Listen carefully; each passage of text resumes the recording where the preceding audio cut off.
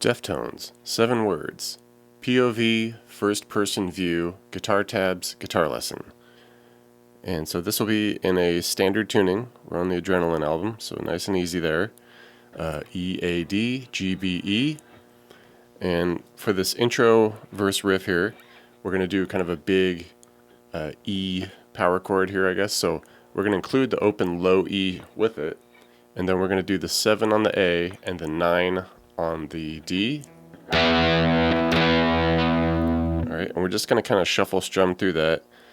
Something like, like couple right on beat, couple closer together, so like something like that, okay? Alright, and then basically we're just going to take that 7 and 9, bump it up to an 8 and a 10, keep that open low E with it, and do the same type of strum. Okay, and just cruise through those two a handful of times, and at the very end of the intro, we just kind of lift off, and we do a couple strums of the open D, G, and B.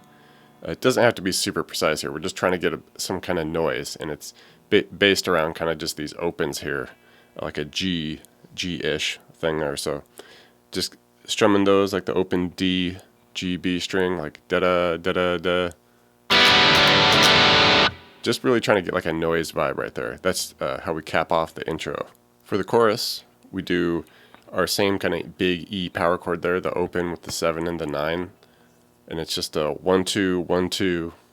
And then we do this bend where we drop down at the 8 on the G, and we have the 6 on the B under it. And with that, we just hit it, bend the 8 on the G, and kind of get to the top of it, that bend, strum it a couple more times, release it. Right, and we just crank through that 3 times.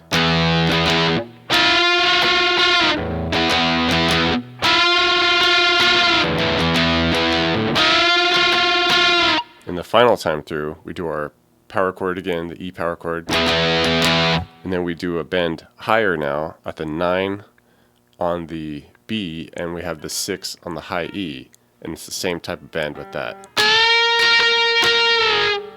For the bridge, kind of interesting thing here, we get this F-ish chord going on here, so basically just hit the first fret on the E, first fret on the A, and with that we do like this palm muted action, so we're just lightly having our hand past the bridge there, touching the strings, just to mute it. Alright, and like I said, just first fret on the E and the A here, and it's like a 1, 2, and then we just go right on beat with a 1, 2, 3, 4, 5, 6. Alright, and then we break into this power chord thing here, and like a lot of this adrenaline action here, we got this compounded power chord. We go 5 on the A, 7 on the D and G, so we got the D power chord there, but then we add the A, extra A bass note on top of it.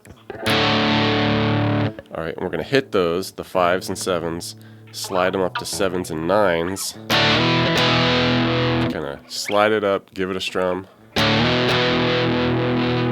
Alright, now we just revert to like a regular power chord shape at the low set here with the 6 on the E and the 8 on the A and D here for that B flat.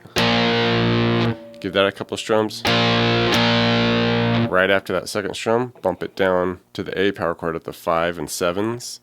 Okay, give that a strum, hold it a moment, and then 3 more strums, and then bring it back to the B flat at the 6 and 8s.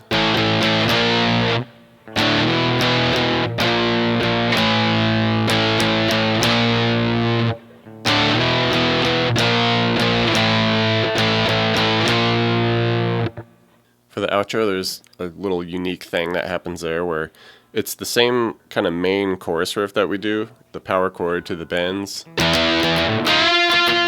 But there's this one little instance there where when we go up to the high bend, instead of doing it there at the 9 and 6, we do it at the 10 and 7. Just a weird little curveball in there. And for the outro, this one little bit here that kind of threw me off at the very first time I tried to go through this, because basically we just have 3 power chords. The first one is F sharp, so just the second on the E with the 4 on the A and D, and it's just a couple strums there. And here, initially, I thought, well, is this in a drop tuning? But, you know, everyone's like, this is Adrenaline, it's not in drop tuning. So we have this D flat power chord. So I'm thinking, you know, we're in like some like drop tuning or something like that. But like I said, kind of the fun thing he does on Adrenaline is use these compounded power chords. So they sound a lot bigger than they actually are. So we just have this D flat power chord at the 4 of the A, 6 on the D and G, but we're adding the extra bass note in there at the 4 on the E. So it gives it this impression like it's a big dropped chord, instead of just doing, you know, it sounds a little bigger. So it kind of threw me off, but now I figured out that that's what's happening. So yeah, just the 4 on the E and A, 6 on the D and G. Just kind of hit it, hold it a moment, and then we drop down to the F power chord with the 1 E, 3 on the A and D for 1, 2, 3.